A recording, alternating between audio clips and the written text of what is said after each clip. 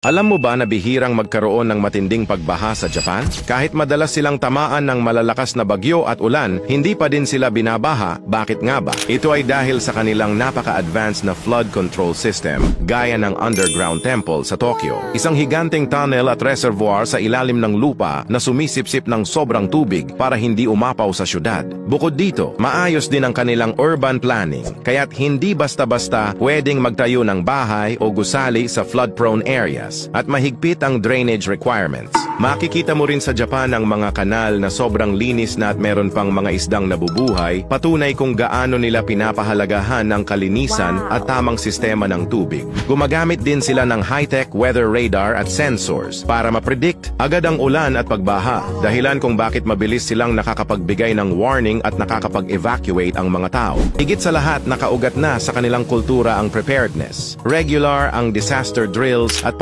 laging updated ang mga pasilidad. Kaya kahit island nation sila, bihira ang malalang pagbaha at pinapatunayan ng Japan na hindi lang swerte, kundi disiplina, teknolohiya at kahandaan ang pinakamabisang panlaban sa kalikasan. Samantalang sa Pilipinas, imbes na mapunta sa mga proyekto laban sa baha ang pondo, nauuwi ito sa bulsa ng mga tiwaling opisyal.